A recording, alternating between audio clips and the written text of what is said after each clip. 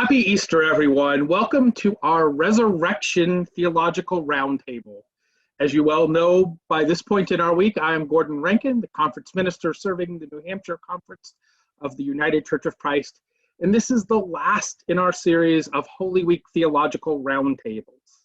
These roundtables have been made available to you through our conference weekly news each day, starting with Palm Sunday and ending today with Easter, as well as available on our conference Facebook page. They are also available en masse on the conference website. If you scroll to the bottom of the page, there's a piece that says Holy Week Resources, and you can find them all there or on our conference YouTube. The website and the YouTube channel are the good place to go for those of you who want to binge watch. The intent of our roundtables, as we've been saying each and every day, is to provide a little extra content to help us spend some time with the sacred during this week that we know is going to be just a different sort of Holy Week. And indeed, we hold that that's also going to be true on this Easter day. Easter happens today, but it's going to happen in a different way today. And so we're glad to be with you and join you to celebrate. Before we step into our Easter story, I need to turn to our panelists and just confirm with you that you are willing to allow your words and wisdom to be used in all these ways that I have described. Yes, indeed. I am willing. Okay, I'm fine with that. Thank you all. And let me introduce each of you so that those who are watching know who is so agreeable today. I'm going to start by introducing the Reverend Kathy Youzwak, who is pastor at the Hampstead Congregational Church. Hello, happy Easter, everyone. I'm glad to be here with you today. Next, I will introduce the Reverend Steve Silver, pastor at the First Congregational Church of Lebanon. Hello again, happy Easter to everyone, and it's a blessing to be here with everyone. And finally, I'd like to introduce the Reverend Maren Tirabassi, one of our bivocational UCC clergy persons, currently guest preaching at many churches around the state and probably a little outside of the state of New Hampshire, and an author who has published 20 books. Now, I have not normally been unfolding quite as much information, but Maren shared with me a fact that's too good to not share today, which is in this year, her upcoming ordination anniversary will be her 40th anniversary of her ordination. And that seems like that just has to be celebrated. So, congratulations, Maren. Thank you very much. Happy Easter. Makes me feel a little Jurassic, but there you go. We're glad to have you with us. I also just want to let our audience know we are anticipating that we may have one more person join us, and if she joins us at that time, we'll be sure to introduce her to you. So. Nice. As I mentioned earlier, this Easter edition of our roundtable will focus on the story of the resurrection, and we're going to turn today of hearing Mark's account of that story. Our scripture comes from Mark chapter 16, the first 8 verses. When Sabbath was over, Mary Magdalene and the mother of James, I'm going to start this all over again so I get all these words right. When Sabbath was over, Mary Magdalene and Mary, the mother of James, and Salome brought spices, so that they might go and anoint him. And very early on the first day of the week, when the sun had risen, they went to the tomb. They had been saying to one another, "Who will roll away the stone for us from the entrance to the tomb?"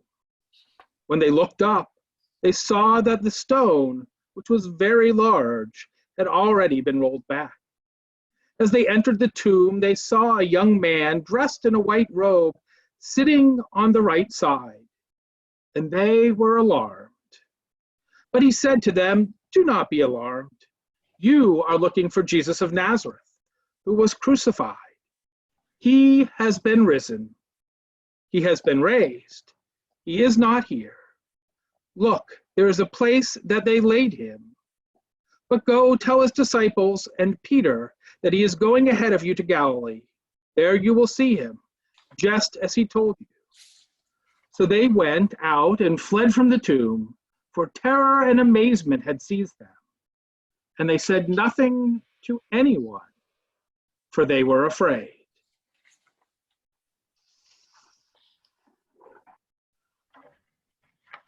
We have talked at other times during our Holy Week roundtables this week about the fact that so much of the Holy Week action seems to happen in crowds.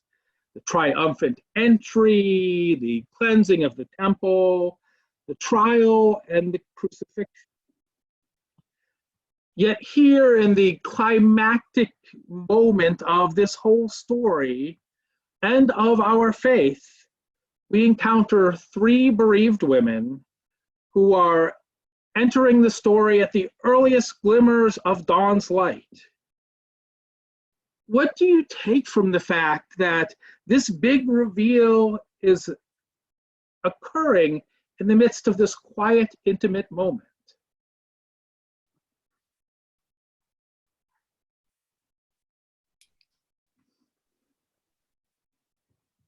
Well, certainly in a time where women were unreliable witnesses, unacceptable witnesses, to have this kind of story have such few witnesses says something about still needing to believe it. It isn't, those things that happened in a crowd had many people who could justify it, but this, you actually have very little in terms of this story. And Paul will come and talk about, more later, but very few people. So it really is still very much not fact, but belief.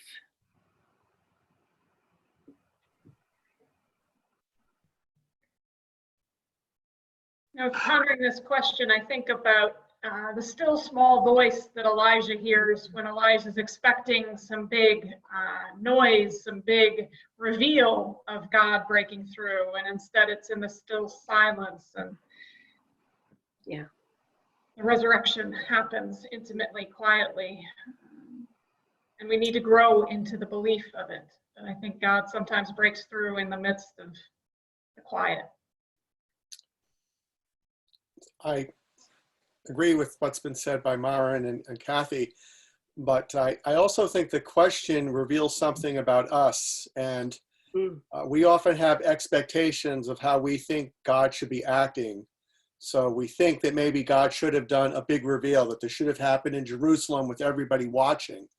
But God's going to do what God wants to do, and I think he often is, God's pushing us to be people of faith and not just have everything put down in front of us where we can know it's true. This invites our belief. It invites a commitment. And I think the fact that God chose to work through these women was a very, very strong start to sharing this story of the resurrection with the world. You're talking about God going to do what God's going to do, made it pop into my head that there is kind of a piece of symmetry here, except for it's not a piece of symmetry with the Gospel of Mark, that doesn't include a birth narrative like Matthew and Luke. Mm-hmm. But if we take the story as we often tell it as a whole, both the beginning of that story and the ending of the story in this moment, God's not doing it the way that we might expect. No. It also strikes me that that in our society, I mean, in the years that I've been in, all those years I've been in ministry, it's Easter Sunday that is the big service, and Maundy, Thursday, and Good Friday have been dwindling, and even Palm Sunday, and some people grumbling if it was too Passion Sunday-ish. are smaller groups, and that so that this year we come to an Easter where there may be a lot of people on a Zoom call or a Facebook live stream or a YouTube, but people are individually in their homes, and it is more of a return to this one or two or three by themselves experiencing the resurrection than the lilies and the trumpets and the big church effect. And I think that offers us a new kind of entry into belief this year. What does it mean? And how can we enter this story anew when our reality is more like it than usual, with the trumpets and hundreds of flowers, etc. It's an opportunity. My hope is that with everything that's going on right now, and nobody would have asked for this pandemic, we'll have set aside some of our traditions and some of our expectations for Easter. And rather than focus on what the church service looks like, or who's got the fancy hat, or who has the cutest kids in the pews, we'll actually focus on the story and what's happening. And this is the most remarkable thing that has ever happened. That's what our faith claims. And rather than just treat it as another big service, my hope is that people have a chance to have their faith renewed and engaged, and they might experience something they've not experienced before. I have to say, I'm finding this conversation to be really hopeful, because indeed, I mean, it's a good reminder, at least for me, that it is not our trumpets and not our lilies and not our alleluias and not our fancy clothing and not even the biggest joyful hymns that make Easter come. It's God showing up in the way we least expect. And by God, that certainly can still happen this Easter. Yeah. And is happening. And it almost draws me into the story in a different way, reminding me that my eyes better be open, because God's going to do Easter, and I better not miss it, because I'm too bummed out that things aren't happening the way I want them to happen. Because those moments when we're bummed up that they're not happening the way we want to tend to be the moments that God does enter the story most clearly. It seems to me that it's also one of the saddest groups of people, I think, right now, that I'm seeing in churches is the people who have had folks die, for whom the funeral is way down the line, right? Mm-hmm. And the whole sense of that not having closure and not having, and that unless we all get together and hug and share stories and do all of that, then Easter has not come for them, for that beloved person. And that this story and the spareness of the witnesses really can reach out and hold those people with an assurance that the resurrection has indeed come for their beloveds, and they will have, an occasion to share it, an occasion to be, together, but that they don't have to feel the unfinished piece that I think a lot of people are actually expressing, that there's a delay for that person. And it isn't, but emotionally, we're so used to that happening, that, okay, we've had this, we've shared, we've maybe gone to a restaurant or someone's home and we've eaten, and more stories and bigger, small visiting hours, or all those things. They're all stripped away, and it's like three grieving ladies in a garden, It seems like Easter 2020 is going to be a good reminder, for me at least, in a positive way, that we don't control grace. Mm-hmm. Yeah. We were talking about those grieving moments, and that reminds me of the women who come to the tomb, And our story goes to great lengths to kind of tell us what these women are wrestling with as they come to the tomb. 4 times in our 8 verses, it uses the words that the women were either alert or afraid. Just really kind of draws out that sense of how they're coming to this moment. What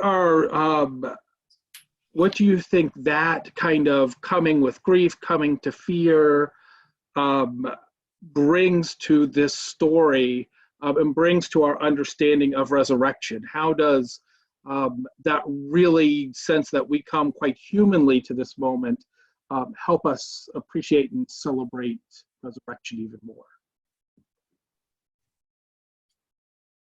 I think fear, saying it so many times, helps us remember that life has a lot of fear in it. Is fear in most of our moments, and yet God breaks through, and yet Jesus lives. So these women are, of course, very afraid. I think so many of us and our congregants are so very afraid right now, and that doesn't stop God from breaking through. It was interesting hearing the story again today, and what really struck me was their question. They had been saying to one another, "Who will roll away the stone for us?" They were even preoccupied before they got there about what's going to happen next. And that just resonates with me right now in this moment. I don't think anyone knows what's going to happen next in our world, so to speak. And yet, what happens is Jesus is risen. And that is the story of the day and the story of our lives. And fear cannot defeat that.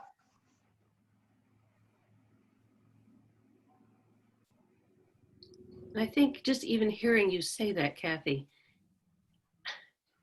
that in the midst of the fear and that question, that they go anyway. I mean, they do ask the question, but they don't go like, let's wait and get Peter.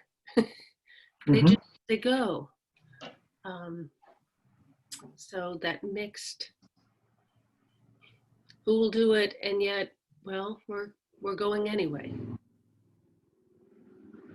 One of the things I did when we received the passage from Gordon was read the other resurrection stories, and then I read another translation of Mark, and this was by Tom Wright, and he only has the word afraid appear once, and that's at the end of verse 8. Before that, he has the word astonished, and then he has the word panicked, and then afraid, and they were trembling in panic at seized them. They said nothing to anyone because they were afraid. And I don't mean to sound glib, but frankly, that's a testament to their good common sense.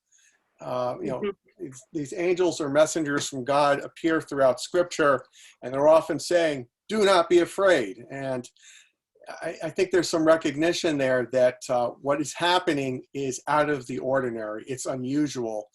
And you layer that on top of the fact that these women are carrying their emotions, their loss, their grief, and there's an attempt to help ground them.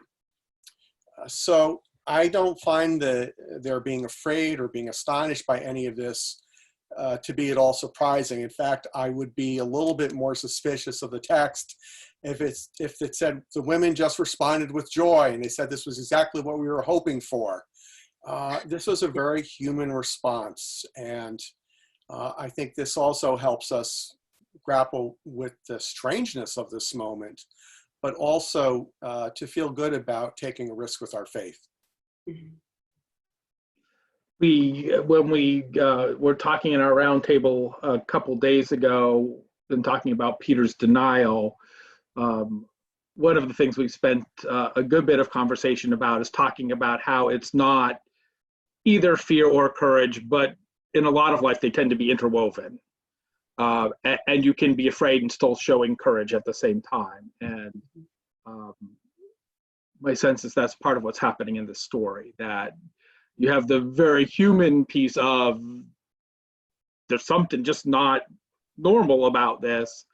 And yet, as you say, they go through the moment. I think that's pretty amazing. And really, you know, they're both afraid of what's happening, but they're also afraid of the Romans and the authorities. Mm-hmm. I mean, certainly Tom Wright keeping that word in at the end, that silencer of being afraid.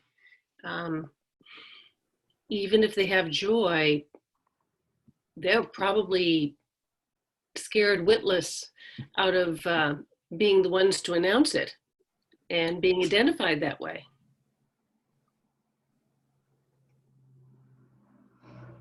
So part of what this story of resurrection, as Mark tells the story, does is it gives us a counterintuitive tale.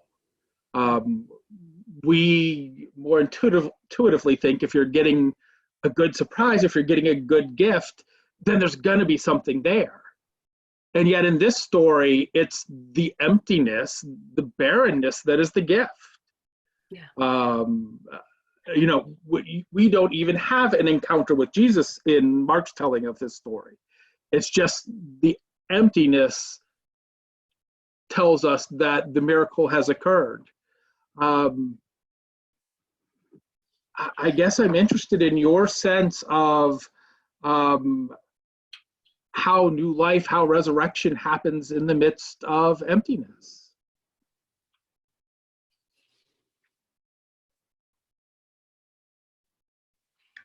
I think a lot of it is belief. I've heard it said, you know, seeing is believing, but then I've also heard you need to believe it to see it. And, you know, the emptiness is an expanse into what falls into that emptiness. Is it the fear? Is it belief? What do we take from emptiness? It's an invitation, and just resonating with what Maren and Steve had talked about before, that the belief piece. Mark doesn't give us many details or stories in which to hang on to, which I think points us towards that need for belief.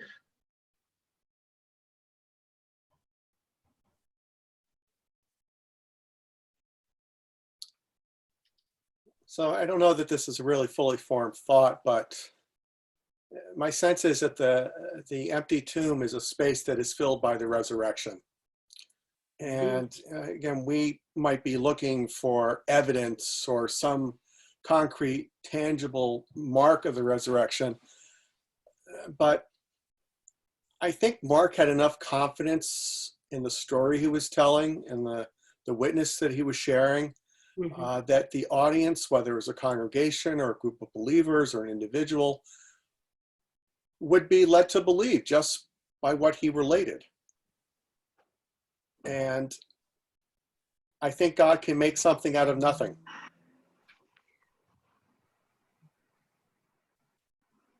I think you're right. I have to be honest, with different choices, as you mentioned, reading them all, of resurrection stories, I came to Mark as the one for our discussion today. Not so much because it tells the clearest story, but because for me it invites the most belief.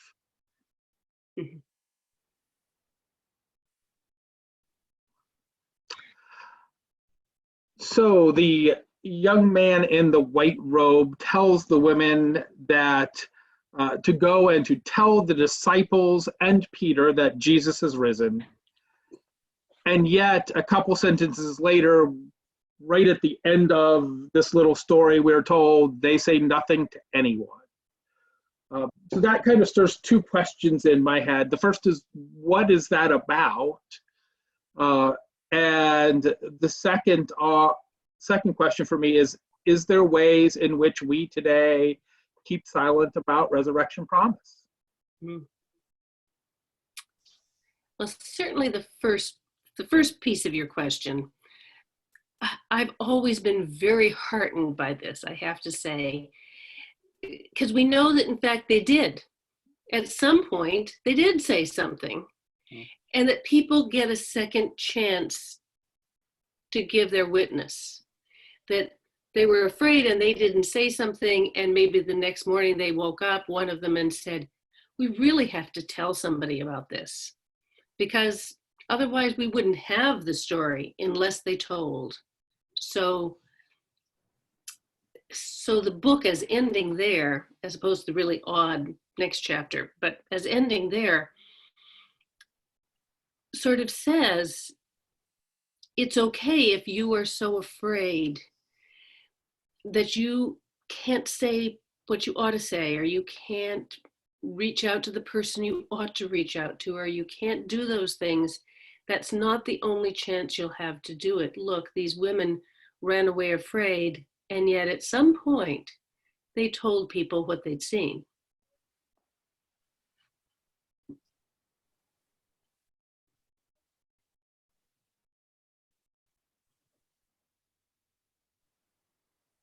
I think sometimes the resurrection surprises and stuns. And I think this, sorry, certainly the women were afraid for very good reason. But I think sometimes in our own lives, we sometimes can't believe it when resurrection moments happen. Or we wonder, is that really what just happened? And sometimes it takes time. And I think our faith is all about that, a journey into belief, a journey into living the resurrection. And it's not this, it's not this one-time shot. They run out and tell people it's not this one-time shot that we believe and are living the resurrection daily, but it's often a process. And to give ourselves some patience with that too, and some gentleness, knowing that there are second chances and there is time and opportunity. Mm-hmm. I think there's a danger to saying that we can discern the motives of the women for being quiet and not telling anyone. We can come up with a lot of good theories, and I think Maren's got a good one, but just consider they were surprised by the appearance of this young man in white in an empty tomb, which was supposed to have a body, and they may well have thought that we're going to sit on this for a little while and try to figure out what it means before we tell anybody. But I think it's really important, and Mara noticed this, that they did tell somebody. We know that through the longer ending in Mark. We know it through the other Gospels. We know it through Paul's letters, and the church knew this from very early point in history. I think one of the challenges we have now is that Christians, and I think particularly mainline Christians, tend to be hesitant to talk about this. And either we don't believe it or we're worried about offending somebody. But this is good news, and it's the heart of what we're doing.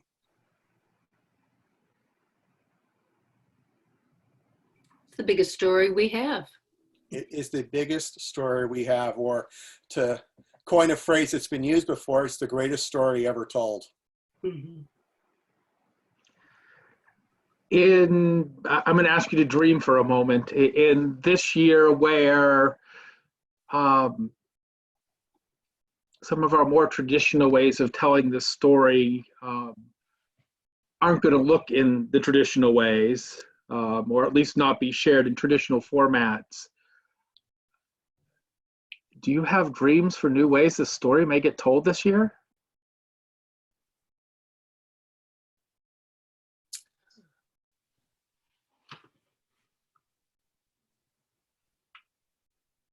That's a heavy question. It might be okay just to leave that out there for everybody, but.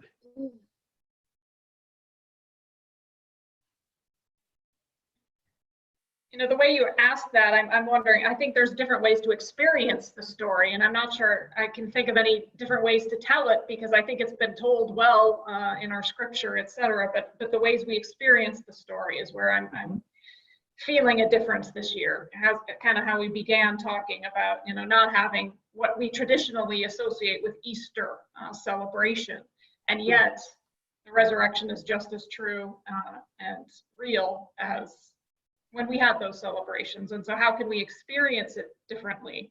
And I think it's such a great opportunity for folks who may be able to see resurrection differently in their lives this year. It may be quieter. It may be through just a phone call. It may be through eating quieter at home and not having what we traditionally associate with Easter, but that is still Easter. And so what's the invitation there to live it differently?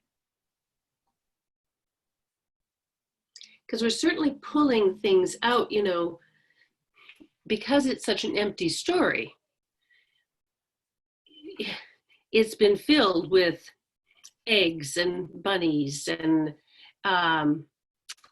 what was theologically, you know, when we're talking baptism at this time of the year, the new clothes was a symbol of new life. I mean, it wasn't sort of showing off to your neighbors. It was actually had a theological premise, but that's gone. And the Latvians who do swinging in the town hall, in the town square on Easter, and the people from Bermuda and Trinidad that fly kites. And I mean, you know, all the imagery around the world that's different, but it's all stuff that's put in, and that's getting stripped out. My fear, however, is that,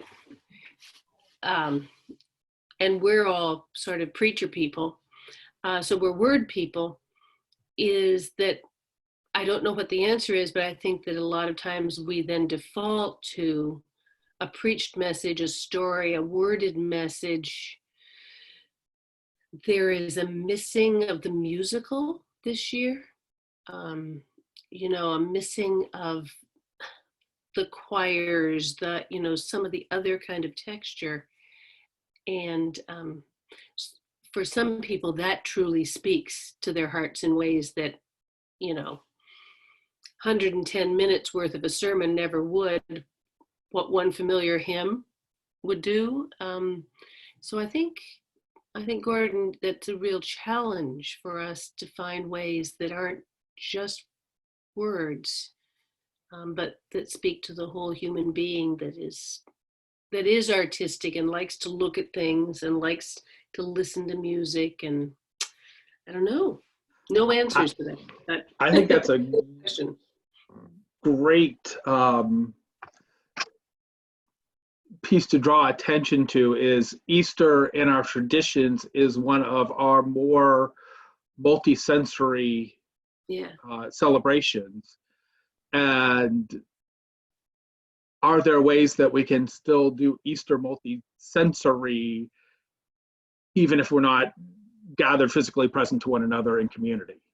Well, we've been integrating music into our Zoom services and also to our recordings because we know it's important to members of our congregation. So I do think it's important to think about how to include things beyond the spoken word in our worship. One tradition I brought into this church when I came here 10 years ago was the ringing of bells whenever we said Alleluia on Easter Sunday, and people have taken to that. So I'm hoping that they'll bring their bells to worship on Sunday. But I think there's something even beyond that, and it wasn't just one woman who went to the cave, it was 3 women. Mm-hmm. And people want that physical connection. They want the presence of their peers. And so I'm pretty sure a lot of churches are doing this. I know we're doing it, is we're essentially issuing a promissory note that we are going to have a big celebration when this is over. Mm. And we'll come together, and I told the kids last week, we'll make palm crosses if they want to do that on that Sunday. And we'll have a big meal afterwards, and we'll sing Easter hymns, even though it may well be into Pentecost. But it's sort of that already not yet dynamic that's at work in our faith. And I think this is a good time for us to live that out a little bit. And so Easter is this Sunday according to the calendar, but we know that Jesus was brought back from the dead 2,000 years ago, and he's a living presence with us now. And supposedly every Sunday of the year is a remembrance of Easter. Mm-hmm. So I think we need to help people embrace that and hold on to it, and not just focus on what they don't have this year, but to think about some of the possibilities that we can have in a shared future. And as I'm hearing you all talking, I'm thinking too, another way is to just go outside and listen to the birds sing, to be the choir on Sunday, on Easter, and to look at the flowers blooming and how nature too reveals the resurrection, and to kind of think outside of the church box and into the whole world and what it's inviting us into. Wow, that's all powerful. Thank you, everyone. So I talked a few moments ago about what drew me to the Mark text, and another piece of what draws me to the Mark text is kind of how and where our story ends in the account as we read it. That if I was to use television or movie language, there's kind of a cliffhanger. The women are leaving, but they're silenced. We're told Jesus is resurrected, and it's foreshadowed that there will be an experience with the resurrected Christ, but it hasn't yet happened. And I always find, at least for my faith, that just says to me that it's up to us to write the ending of how the living Christ is active in the world around us. It just narratively induces that for me. So with where this story that we read ends, for you, what impact does that kind of sudden ending have on how you understand what the resurrection meant to the disciples of that day and what it means to us as disciples today?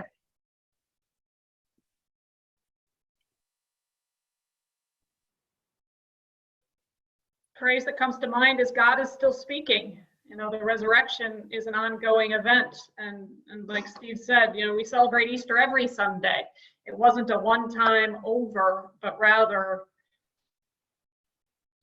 we live it in our lives daily. And we're continually writing the story and hopefully continually, drawing closer to God and building that kingdom among us. Easter isn't a one-time event that we read about, but we're recreating and creating it each day.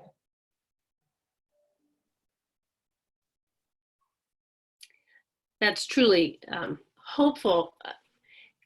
We had a bit of this question in advance of our gathering. That's cheater alert to those who are listening. My initial response was, if we're going to be authoring our own ending of the story, that opens a big can of heresy. That the Christian church in its history has invented a whole lot of things that had nothing to do with the Bible, and just. But the other side of that is that it opens up our imaginations and our hopes and our ability to respond. And if some of the things that we say and some of the things we do don't last, don't hold on for believers, that'll be the case. But this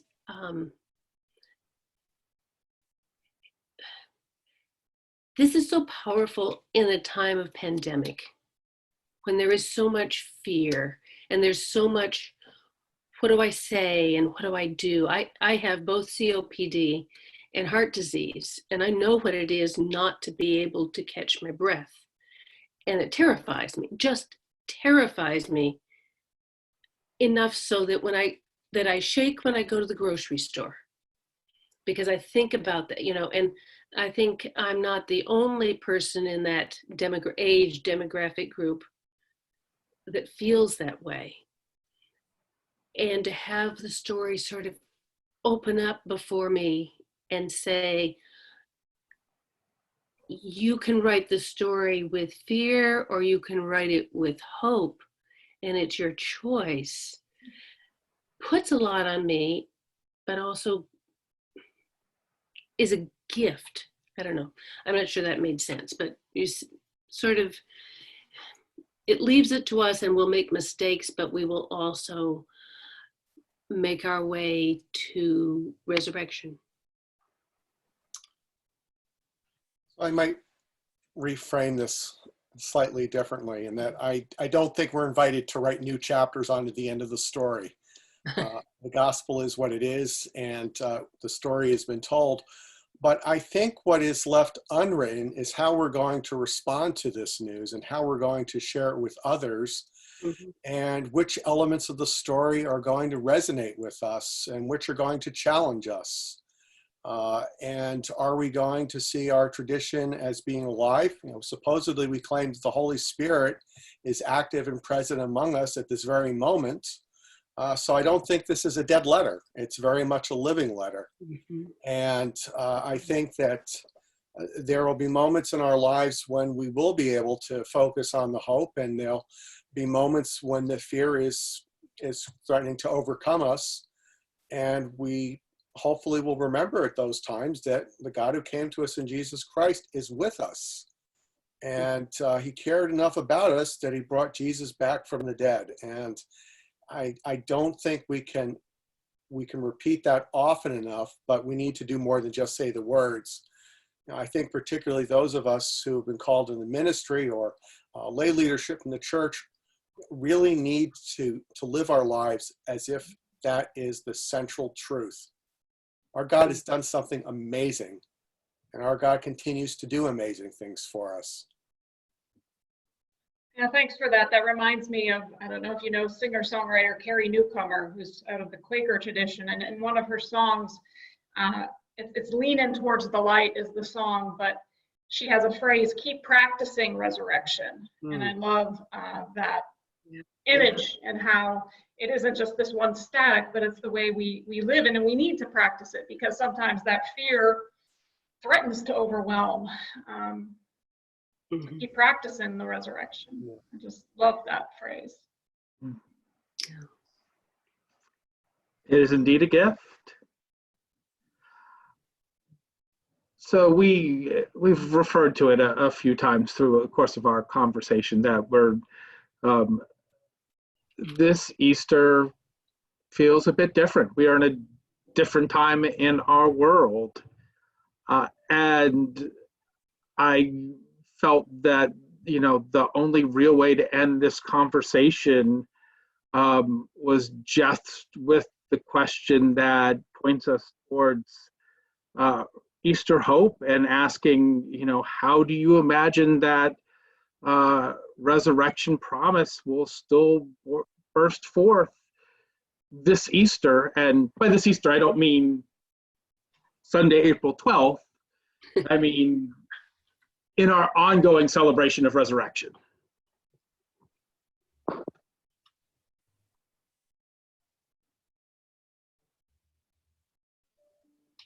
In ways we can't imagine.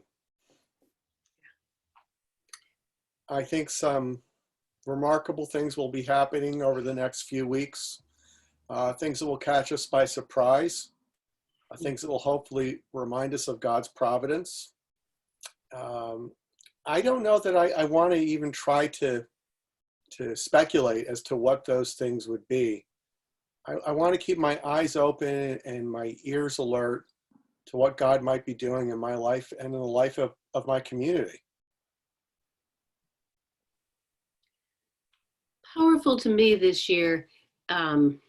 It's more Lucan than it is Mark, certainly, but the concept of Jesus staying with them for 40 days and then the ascension and then those 10 really anxious days before Pentecost, that it isn't a momentary thing, but that the resurrection will roll out for us. We'll have all sorts of moments of illumination and clarity in the way that story of Jesus staying with them and explaining scriptures and sort of guiding them into where they were going, whether that was a walking, talking,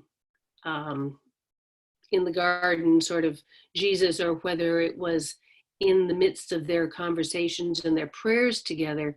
Nevertheless, it isn't just bang the alleluias and then it's over certainly for us this year, it's going to continue as we understand what it means for us and for those we love, some of whom we will lose. I think you bringing Luke into it as well reminds us that Easter's not just out in front of us. That on the walk to Emmaus, they say, we're not our hearts burning within us. Mm-hmm. And they see Easter with a little bit of hindsight, and Easter's all around us.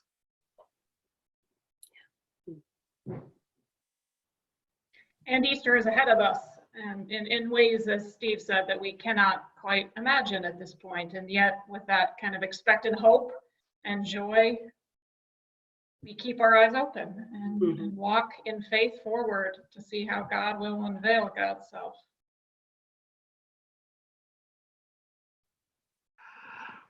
Well, I want to thank each of you, Maren and Steve and Kathy. You all indeed have made Easter's light shine a little clearer for me in our conversations today. Thank you for contributing to our Resurrection Theological Roundtable. I want to thank everybody who's been watching, not just today for our Easter edition, but throughout our week. This is obviously the last of our Holy Week Theological Roundtables, and we want to wish you the fullness of Easter blessings, not only on this day, but in all the ways in which Easter hope will make itself known to you in the days, weeks, and months to come. Happy Easter, everyone.